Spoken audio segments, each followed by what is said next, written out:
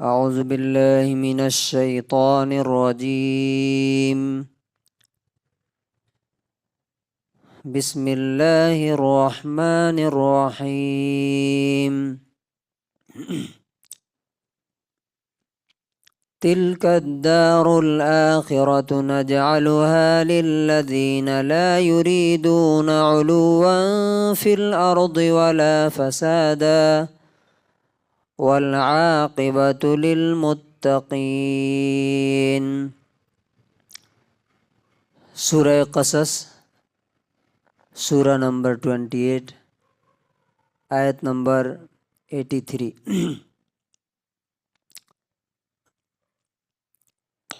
اس آیت کے اندر اللہ تعالیٰ نے یہ بتایا ہے کہ آخرت کا گھر کیا ہے؟ جنت۔ آخرت کا گھر ہم نے کن لوگوں کے لیے اسپیشل بنا کے رکھا ہے؟ کیسے لوگ اس میں جائیں گے؟ کن کے لیے تیار کی گئی؟ اور ان کے اندر دو جو کوالٹیز ہوں گی وہ یہاں پہ بیان ہوئی ہے۔ اللہ تعالیٰ کہتا ہے تلک الدار الآخرہ، وہ آخرت کا گھر، نجعلھا، ہم ان کے نام کر دیں گے، ہم ان کو دے دیں گے، للذین لا یریدون علوا فی الارض، جو زمین میں بڑا بننا نہیں چاہتے، دنیا میں سرکشی، تکبر اور بڑائی نہیں کرتے، ولا فسادا، اور دوسری چیز اس دنیا کو بگاڑنے کی کوشش نہیں کرتے ہو۔ اب یہاں پہ غور کیجیے ذرا کہ یہ دو چیزیں اصل میں ہے کیا؟ دو ورڈ یوز کیے ہیں، علواً اور فسادہ۔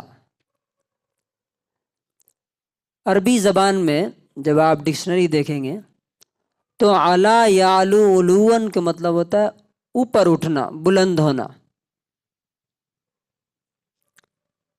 جیسے آگ کو آپ دیکھیں گے، جب آگ جلاتے ہیں تو کدھر جاتی ہے؟ اس کے فلیم اور شعلے اوپر اٹھتے ہیں،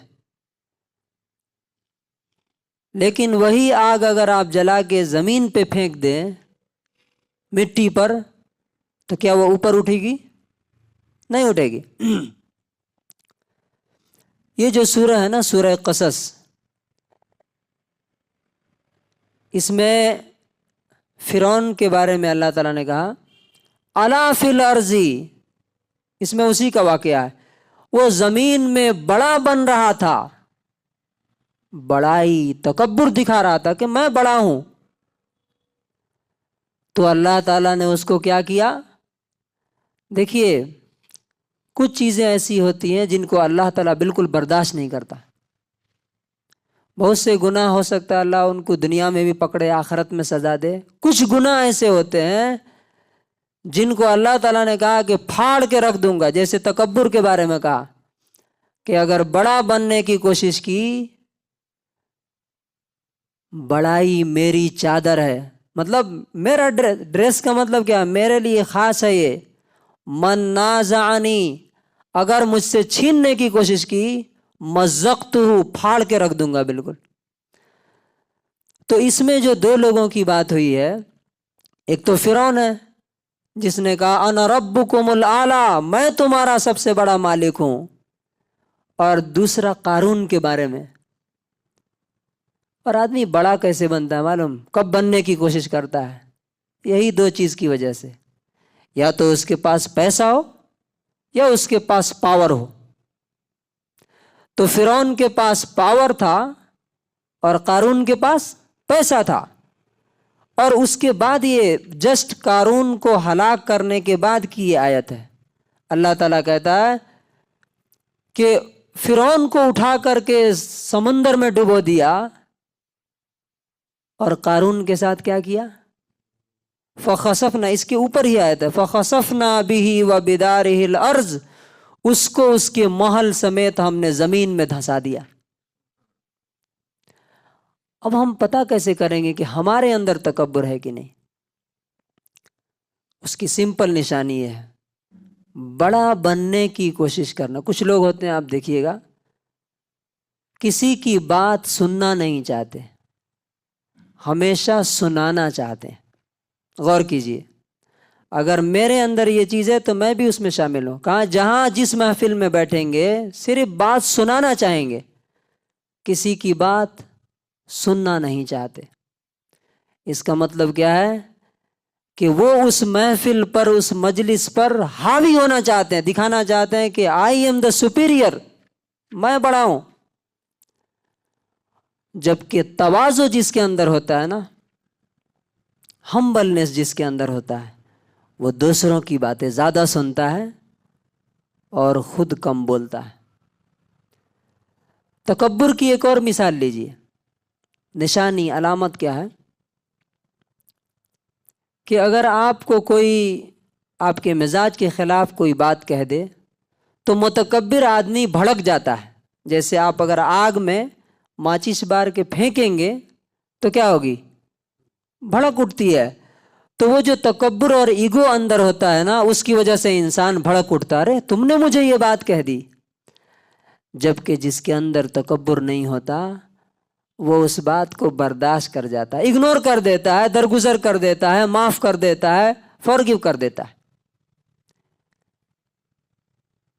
नबी सल्लल्लाहु अलैहि वसल्लम के अंदर कैसी तवाज़ु थी, आप देखिए।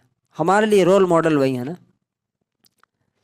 अब ये जो दो बातें मैंने आपको बताई, एक तो गुस्सा ज़्यादा होता है मुतकब्बिर आदमी, दूसरा मानने की सलाहियत नहीं होती है, मनवाने की कोशिश ज़्यादा करता है, वो किसी की बात मानता नहीं। नतीजा क्या होता है?